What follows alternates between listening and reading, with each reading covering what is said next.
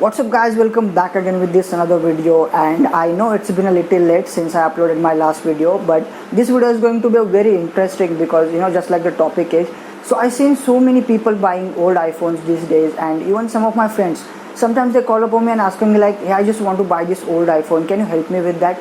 So we're gonna cover up some of the major things that one needs to check out before buying an old iPhone, because I won't be there at all times, and here are some of my findings that will really help you to choose a right and authentic device for yourself. I hope guys you will love this video and watch it till end.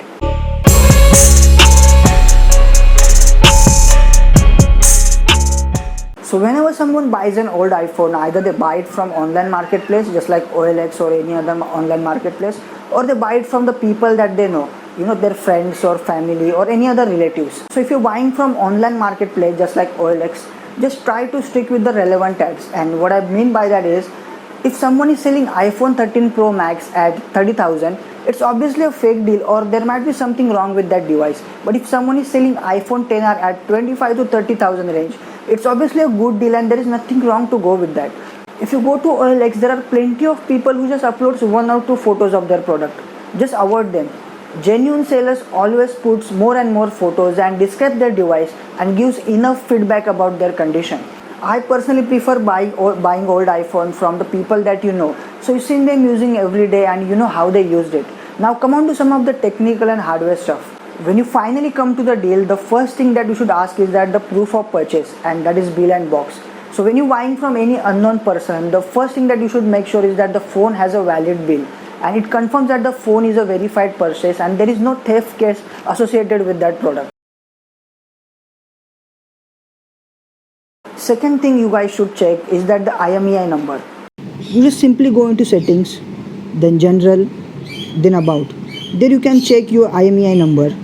Try to cross check the IMEI numbers both on the box and in the phone. Third and most important is that the battery health.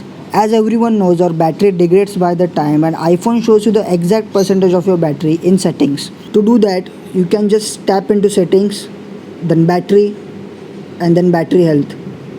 So whenever someone buys an old iPhone, only buy if its battery percentage is above 85. Apple considers this as a good battery health and it gives you a good battery backup every day. Below 80% considers as a poor battery health, and one should replace their battery if it is below 80%.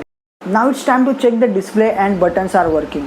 First of all, check if the touch is working and then the screen burning. Put the display to all white, then only you can check the screen burning. If you guys wondering what the screen burning is, this is how it looks like. If the phone has a touch ID, just insist owner to check if the touch ID is working. If the iPhone has been serviced in local shop, there might be chances of swapping out original parts with the duplicate ones. So be careful with that. If you are going out or meeting somewhere to check the iPhone, you just cannot put that iPhone into charge to check the port is working. So try to bring one power bank along with the cable so that you can check if the port is working and battery charging at a normal pace. Now it's time to check cameras. Open camera and try to shoot video and photos in different light conditions. And yes, check the portrait shot. It's time to check the speakers. iPhone generally have the stereo speakers, so check both the bottom firing and front firing speakers are working. And along with that, make a phone call and check if the mic and proximity sensor is working. All of these things are not only applicable for iPhones but as well as for Android if you're trying to buy an old one. I hope these things will help you to buy a right and authentic device for yourself. Thank you for watching this video and subscribe for more informative videos like this. Stay tuned for next vlog. Peace out.